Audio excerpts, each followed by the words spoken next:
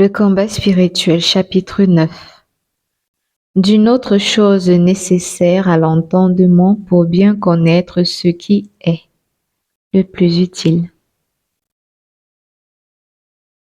L'autre vice dont il faut que nous délivrions notre entendement est la trop grande curiosité, car lorsque nous nous remplissons l'esprit de pensées vaines, ridicules, criminelles, nous le rendons incapable de s'attacher à ce qui est le plus propre, à mortifier nos appétits déréglés et à nous conduire à la véritable perfection. Soyons donc tout à fait morts aux choses terrestres et ne les recherchons point si elles ne sont absolument nécessaires, quoiqu'elles ne soient pas défendues. Donnons peu de liberté à notre esprit. Ne permettons pas qu'il se répande vainement sur beaucoup d'objets. Rendons-le comme stupide pour toutes les connaissances profanes. Ne prêtons jamais l'oreille aux nouvelles et aux bruits qui courent. Fuyons ceux qui n'aiment qu'à s'entretenir des affaires du monde. Ne soyons plus touchés des diverses révolutions qui arrivent ici-bas, que si c'étaient des imaginations et des songes. Usons même de retenue à l'égard des choses du ciel. Ne portons point nos pensées trop haut. Contentons-nous d'avoir sans cesse devant les yeux Jésus crucifié, de savoir sa vie et sa mort, de connaître ce qu'il désire de nous.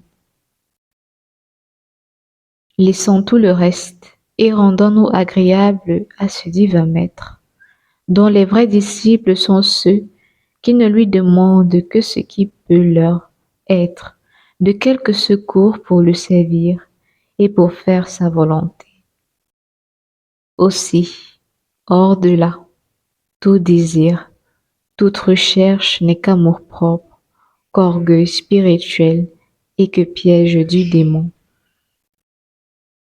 Quiconque se gouvernera de la sorte pourra se défendre des artifices de l'ancien serpent qui, voyant dans ceux qui embrassent avec ferveur les exercices de la vie spirituelle une volonté ferme et constante, les attaque du côté de l'entendement, afin que par l'entendement ils gagnent la volonté et qu'ils se rendent maîtres de ces deux puissances.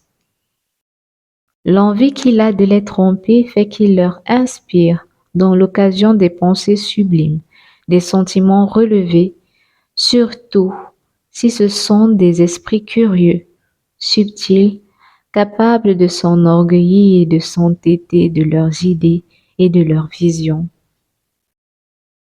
Son dessein est qu'ils s'amusent à de vains raisonnements, qu'ils y trouvent un goût sensible et que, dans un faux repos, croyant jouir de Dieu, ils ne pensent point à purifier leur cœur, ni à acquérir la connaissance d'eux-mêmes et la véritable mortification.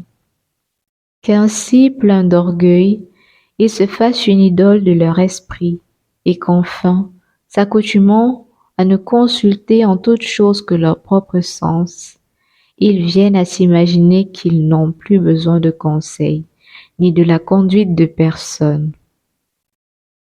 C'est là un mal dangereux et presque incurable, parce qu'il est bien plus difficile de guérir de l'orgueil de l'entendement que celui de la volonté.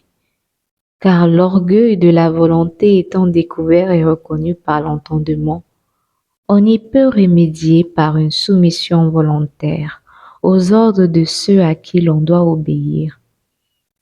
Mais si un homme se met dans l'esprit et qu'il soutienne avec opiniâtreté que son sentiment vaut mieux que celui de ses supérieurs, qui sera capable de le détromper?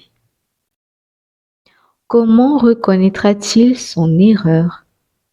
Comment se soumettra-t-il à la direction d'un autre, lui qui s'estime plus sage et plus éclairé que tous les autres?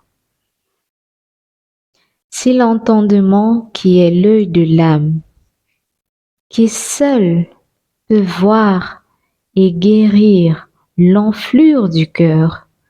Si dis-je l'entendement est malade, s'il est aveugle et rempli lui-même d'orgueil, qui pourra trouver quelque remède à son mal? Si la lumière se change en ténèbres, si ce qui doit servir de règle est faux et trompeur, que sera-ce de tout le reste? Tâchons donc de nous défaire au plus tôt d'une vie si pernicieuse. Ne permettons pas qu'il corrompe les facultés de notre âme. Accoutumons-nous à soumettre notre jugement à celui d'autrui et à ne point trop subtiliser dans les choses spirituelles, à aimer cette folie et cette simplicité si recommandées par le grand apôtre. 1 Corinthiens 3, verset 18. Et nous reviendrons, nous deviendrons incomparablement plus sages que Salomon.